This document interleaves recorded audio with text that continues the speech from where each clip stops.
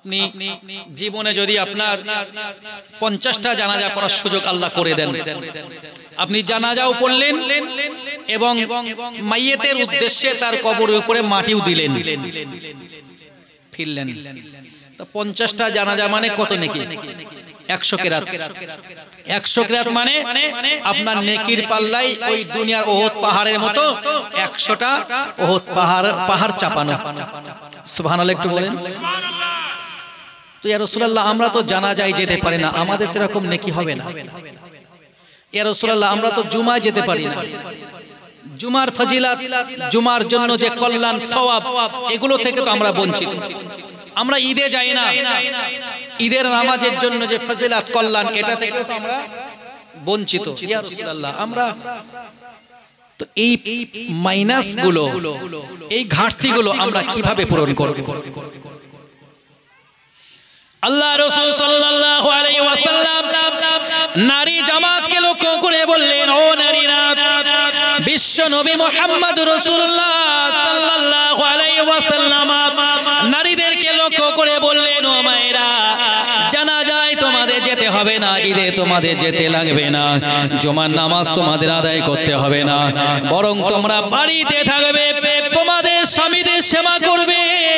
তোমাদের স্বামীদের সেবা করার ভিতর দিয়ে আমার রব্বুল আলামিন আল্লাহ তাআলা তোমাদের স্বামীরা ঈদগাহে গিয়ে নামাজ আদায় করে যতটা পরিমাণ নেকি অর্জন করবে, জানাজায় গিয়ে মাইয়েতের কবরে মাটি দিয়ে যতটা নেকি অর্জন করবে, জুমাতে গিয়ে নামাজ আদায় করে যতটা পরিমাণ নেকি অর্জন করবে, তোমরা তোমাদের বাড়ির ভিতরে থেকে স্বামীদের সেবা করার ভিতর দিয়ে ততটা পরিমাণ নেকির অধিকারী হয়ে যাবে।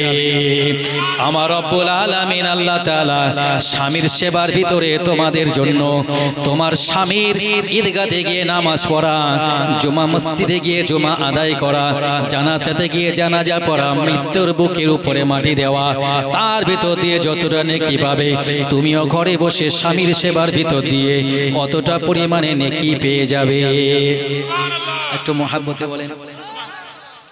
আল্লাহ রাসূল সাল্লাল্লাহু আলাইহি ওয়াসাল্লাম বলেন, রিদার রব্বি ফি রিদাল ওয়ালিদ ওয়া সাখতুর রব্বি ফি সাখতিল ওয়ালিদ। দয়ার নবী মুহাম্মদ রাসূলুল্লাহ সাল্লাল্লাহু আলাইহি ওয়াসাল্লাম আল্লাহ পাকের নবী জানান, আমার সাহাবীরা, পিতামাতার খুশির মধ্যে আমার আল্লাহ তাআলার খুশি রয়েছে, পিতামাতার খুশির মধ্যে আমার আল্লাহ তাআলার অখুশি রয়েছে। আল্লাহ রাসূল সাল্লাল্লাহু আলাইহি ওয়াসাল্লাম এই হাদিস শরীফটার ভিতর দিয়ে বুঝিয়েছেন, যদি কোনো সন্তানের উপরে তার বাবা মা খুশি হয়ে যায়, রব্বুল আলামিন আল্লাহ তাআলা ওই সন্তানটার উপরে খুশি হয়ে যান। সুবহানাল্লাহ বলেন। আপনি বলবেন নারীদের মাদ্রাসা, তো সন্তানের খুশির ভিতরে রবের খুশি, এটা বলার দরকার কি?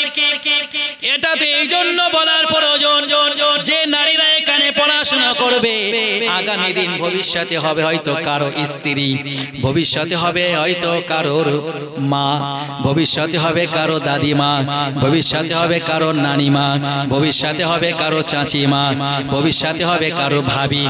আর ওই সংসারের ভিতরে ঢুকে যাতে সংসারটা নষ্ট করতে না পারে, আজকের দিনে যদি ওই নারীটা তার ভিতরে চেতনা বোধ তৈরি হয়, না না না না, আমি আমার সংসারের ভিতরে থাকবো, আমি আমার স্বামীকে আমার নিজের কাছে জায়গা করে দেব, রব্বুল আলামিন আল্লাহ তাআলা স্বামীর ব্যাপারে যে আমাকে তানার কাছাকাছি জায়গা করে দিয়েছেন, না না না না, আমি যে স্বামীকে আমার সুখের জন্য নিজের কাছে পেয়েছি, আমার খাবারের চিন্তা আমার স্বামীর উপরে, আমার পোশাক পরিচ্ছদের চিন্তা আমার স্বামীর উপরে, আমার অসুস্থতার সময় চিকিৎসা চিন্তা আমার স্বামীর উপরে, না না না না, আমার সংসারটাকে সুন্দর করে সাজানোর চিন্তা আমার স্বামীর উপরে। তা স্বামীটা পেয়েছি কিভাবে? নাকি স্বামী পাওয়ার আগে যে আমার ওই স্বামীকে দুনিয়াতে প্রসব করার সময় আমার স্বামীর মা জননী, তার মানে আমার শাশুড়িকে জীবনের বাজি রেখে তবেই তাকে দুনিয়াতে আনতে হয়েছিল, ঠিক কিনা বলেন? প্রত্যেকটা প্রত্যেকটা মা জননী সন্তান যখন প্রসব করতে যান মায়ের কাছে দুটো দিক, একটা দিক হলো হয় আমি সন্তানের চেহারা দেখতে পারবো, অথবা আমাকে সন্তান প্রসব করতে গিয়ে রব্বুল আলামিন আল্লাহ তাআলা ডাকে সাড়া দিয়ে আমাকে আল্লাহর কাছে চলে যেতে হতে পারে। স্বামীকে বিবি তার কাছে ডেকে বলেন, স্বামীনি সন্তান প্রসব করতে যাব, আমার পেটের ভিতরে রব্বুল আলামিন আল্লাহ তাআলা যে সন্তানটা পাঠিয়েছেন, ও স্বামীনি আমি জানি আমি যখন সন্তানটা প্রসব করব, সন্তান যখন দুনিয়াতে আসবে তুমি অত্যন্ত খুশি হয়ে যাবে, আমি মা আমিও খুশি হয়ে যাব, আমার আত্মীয় স্বজন তারাও খুশি হয়ে যাবে। তবে স্বামীনি আমি তোমার আলালে দুলাল সন্তানটাকে দুনিয়াতে আনার আগেই আমার কাছে কষ্টের মুহূর্ত রয়েছে। রব্বুল আলামিন আল্লাহ তাআলা সন্তান প্রসব করার সময়ে যদি এমনটা হয় আমি সন্তান প্রসব করতে গিয়ে হয়তো আল্লাহ ডাকে সাড়া দিয়ে আমাকে চলে যেতে হতে পারে। একদিকে মায়ের কাছে সন্তানের চেহারা দেখা, আর দেখে মায়ের জন্য আল্লাহ তাআলা ডাকে সাড়া দিয়ে চলে যাওয়া। প্রত্যেকটা মা জননী অবিসম্ভাবী মৃত্যু ভেবেই তবেই তো সন্তান প্রসব করেন, ঠিক না? মা জানেন যে সন্তান প্রসব করতে গিয়ে আমি বাঁচতেও পারি মারাও যেতে পারি। তো যে মা তারা জীবনের ঝুঁকি নিয়ে সন্তান প্রসব করেছেন, তিলে তিলে তিলে তিলে তিলে তিলে সন্তানটা বড় করেছেন, আমার উচিত আমি বড় বেলায় সন্তানটা আর কোনো অভাব নেই, ক্ষুধা লাগলে সে কান্নার ছলে আর মাকে বোঝায় না, ঠান্ডা লাগলে কান্নার ছলে আর মাকে বোঝায় না, শরীরে কোনো তাপ লাগলে এটা আর কান্নার ছলে মাকে বোঝায় না, নিজের ভালো মন্দ বোঝার জন্য আর কান্নার ছলে মাকে বোঝাতে হয় না, এখন সে নিজে থেকে সবকিছু বুঝে গেছে, ঠিক কিনা বলেন? একজন অত্যন্ত ছোট একটা বাচ্চা দোলনার ভিতরে থেকে আরাম করছেন, অথবা মায়ের কোলে সরে আরাম করছেন, ওই জায়গাতে যদি বাচ্চাটার মুখ দিয়ে অনবরত কান্না ঝরে, আর কোন প্রতিবেশী মানুষ যদি বাচ্চাটাকে আমার সোনার টুকরা, আমার সোনা মানিক, আমার চাঁদ ইত্যাদি বলে থামাতে চান, তারপরেও সন্তানটা থামে না।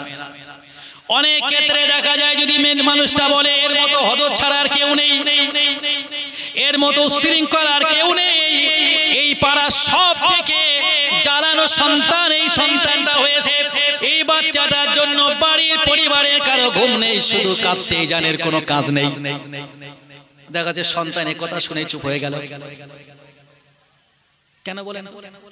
তখন তার ভালো মন্দর পার্থক্য করার ক্ষমতা হয়নি।